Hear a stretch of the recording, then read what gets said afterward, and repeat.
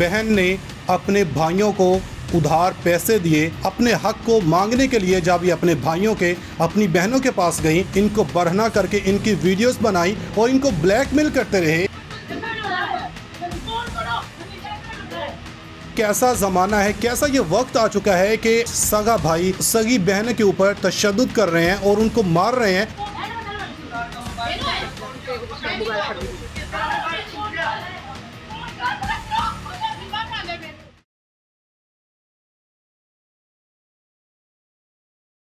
बिस्मिल्लाहिर्रहमानिर्रहीम। अस्सलाम वालेकुम नाज़रीन, आप देख रहे हैं पाकिस्तान की आवाज़ और हमारा फेसबुक और यूट्यूब चैनल, और मैं हूं आपका मेज़बान मोहसिन राना। नाज़रीन, खून सफ़ेद हो गया।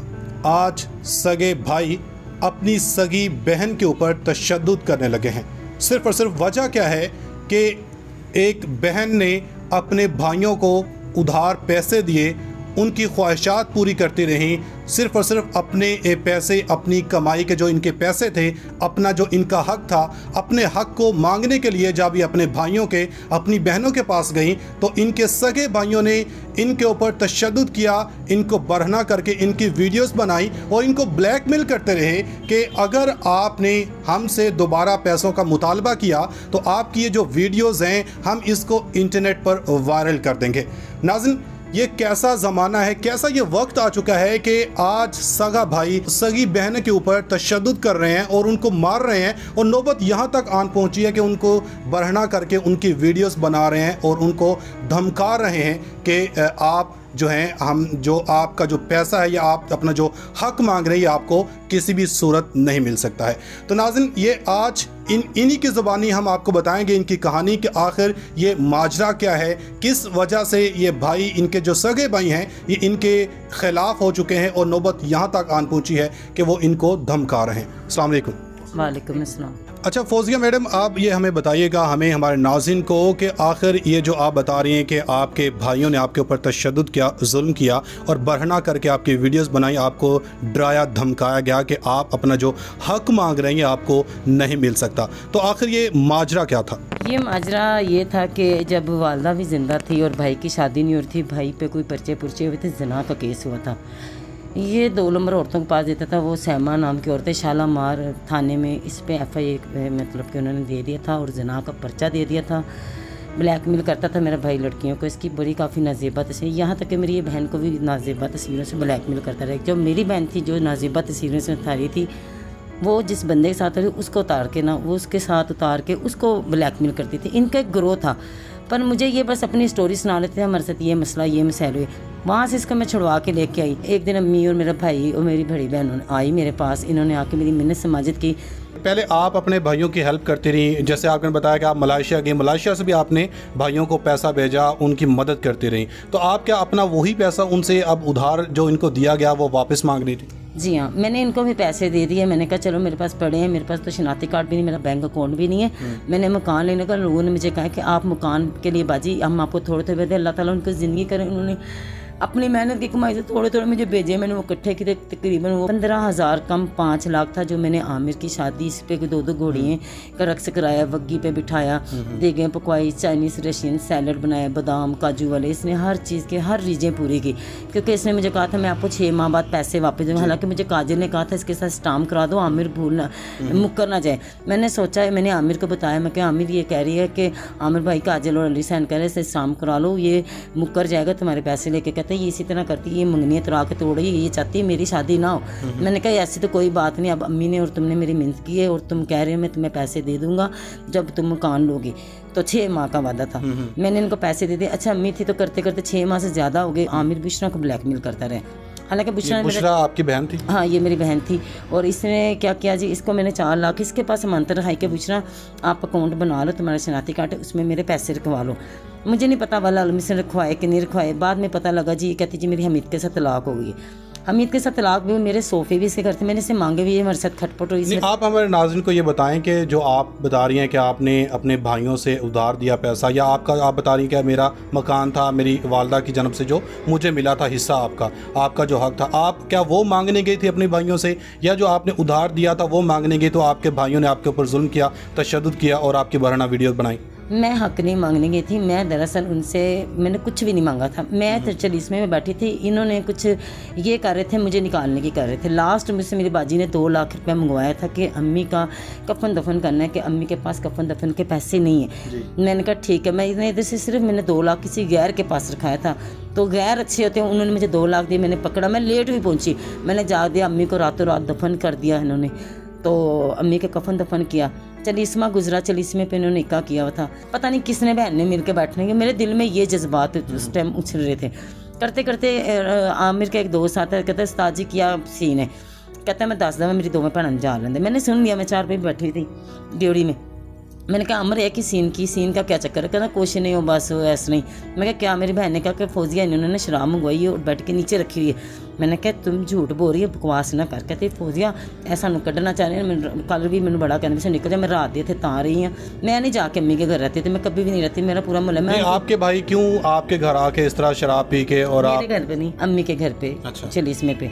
और मैंने जब जाके बेड के नीचे से कपड़ा उठाया तो वहाँ पे वाकई ड्रिंक पे एक पेटी सी थी, उसमें कोई पता नहीं इतनी इतनी चौड़ी बोतलें थी।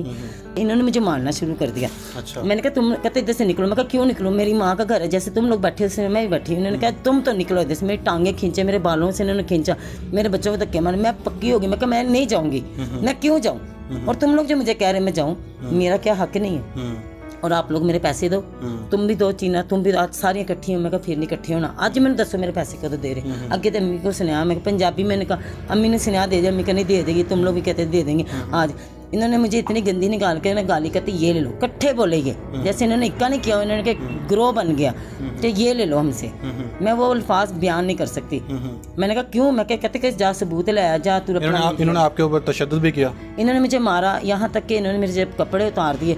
मेरे पिस्टल ले आया अपनी अलमारी में से, इसके पास कागज़ों के बगैर पिस्टल है। गली में एक वो है कोई, पहले वो डेपू वाला होता था, उसकी चक्की होती थी, उसका बेटा है पुलिस में कुछ साथ पता नहीं लगा हुआ है, वो कोई चोरों की पता नहीं कहीं से इसने पिस्टल लिए, वो आमिर के पास है। अच्छा। मैं आपको पूरे सबूत के साथ बताऊंगी। वो पिस्टल ला खड़ा किया, उन्होंने कहा फौजी कपड़े उतारो, इसको मारो। चीना कहती मैं इसकी कमीज उतारती, दूसरी कहती मैं इसकी शलवार उतारती, और मानो तुम वीडियो 6 से 7 मोबाइलों पर वो वीडियोस बनी है। हमारी मोबाइल छीने गया, हमारा फ़ोन तोड़ा गया, मेरी बेटी के मुंह पे चपेड़े लगाएगी, मेरे बच्चों के हाथ पैर कमरे में बंद किए। मेरी बहन जो छोटी थी उसने मुझ पे ये कपड़ा डाला, उसके छोटे छोटे बच्चे बताएंगे। मुझे इन्होंने बरहाना कहा, जब इन्होंने मेरे कपड़े उतार दिए, वो ज़्यादा थे, मोटी मोटी, और मैं पतली सी, मुझ में जान नहीं है। इन्होंने जब बताया, मेरे तो भाई सांस बंद हो गए। जब मेरे सांस बंद हुए, मेरे बच्चों ने चीख कर मारी, जब मैं ऐसे में गिर गई, फिर इन्होंने देखा मुझे, तो इन्होंने ना क्या किया, मुझे यहाँ पे जंप करने लग पड़े। ये बुशरा ने मेरे मुंह में पंप किए, ऊपर से FIA की धमकी लगाती है, अपनी तस्वीरों की वजह से FIA में हम गए। मुझे यहाँ पे इन्होंने जंप किए, मेरे मुंह में जंप कर रहे हैं, मुझे सांस दे रहे हैं। मैंने जैसे सांस लिया, मैं उठ गई, मेरे सांस चल पड़े। मुझे ये फिर मैंने इतना कह रही थी क्योंकि मुझे दर्द हो रही थी, मेरा पता नहीं यहाँ तो से। ये इस जो कार्रवाई की गई, इस कार्रवाई के बाद आप क्या पुलिस स्टेशन नहीं गई इनके खिलाफ FIR दर्ज करने के लिए? मैं गई हूँ, मुझे तकरीबन पुलिस स्टेशन जाते जाते भी मुझे 6 से 7 दिन लग गए। मैं कह रहा कि बिल्कुल ऐसे हो गई थी जैसे मर गई। मैं अभी भी मरी हूँ, मैं अभी भी ज़िंदा नहीं हूँ, मुझे में जान बिल्कुल नहीं है। मैं रोज़ सोती हूँ मैं कुछ खा के मर जाऊँ, और एक लिख के एक इंटरव्यू दे के मरूँ कि मेरे ज़िम्मेदार मेरे बहन भाई, मैं इसलिए मरी। मुझे इन्होंने नंगा कि मेरी तस्वीरें कोई नहीं साबित कर सके। इनके पास वीडियो कुछ आ गई जो मैं झपट्टा मारी हूँ, वो वीडियोस आ गई सामने, तो बाकी की वीडियो क्यों नहीं सामने आ जा रही? पुलिस एहलकार क्या करें? मुझे पता है मैं जितनी जलील हो रही हूँ, गरीब की कोई नहीं सुनी जाती, इज्जतदारों की नहीं सुनी जाती, मैं इतना समझ गई हूँ। जज के भी ऑर्डर आ चुके हैं, इनकी गिरफ्तारी वारंट क्या मैं देख रहा हूँ कि आपके इस वक्त हाथ में अरेस्ट वारंट भी हैं जज की जानब से जो इशू किए गए हैं, इसके ऊपर भी अभी तक पुलिस की जानब से कोई कार्रवाई नहीं की जा रही? नहीं, आज इसका 4 से 5 दिन हो गए, ना पुलिस वाले फ़ोन उठा रहे हैं, ना मुझे कोई फ़ोन किया। मैं देख के आ गई, उन्होंने कहा जी SHO साहब रोड पे गए हैं। मैं उधर बैठी रही, कहते आपने वेट करना है, वेट कर लो, अगर नहीं तो आप मुंशी जमा। मैंने 15 से 20 मिनट, आधा घंटा मैंने इंतज़ार किया। SHO साहब मुझे पता रात के 2-3 बज जाएंगे, मैं थाने में बैठ के क्या करूँ? उन्होंने कहा आप कोई बात नहीं, आप इसको थानेदार को पकड़ा दें। मैंने थानेदार को नहीं पकड़ा, मैंने सीधा मुंशी साहब को पकड़ाए। मैंने कहा ये रहे, उन्होंने मुझे जी नंबर भी दिया जी आपको ये फ़ोन करें, जो तफ्तीशी थे। हालांकि तफ्तीशी के पास जाना नहीं था, ये ना जाना था मुंशी के पास, ये डायरेक्ट ऑर्डर थे SHO के लिए। अब और ज़ात आप बताएं मैं क्या करूं? मैं जब देख आई अभी तक इन पे कोई एक्शन नहीं, अभी भी मुझे धमकियाँ मिली हैं और मुझे बड़ा कुछ कहा जा रहा है।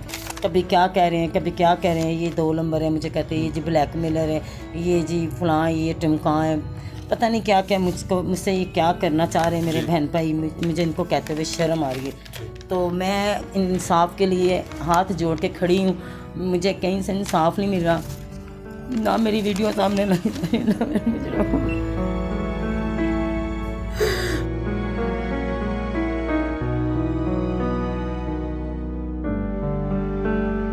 मुझ पे सितम डालने वाले मेरे अपने ही थे, मेरे गैर नहीं थे। मैंने इनके पास चलाए वीडियो, दिखाएं, मुझे कर दे आप बनाना।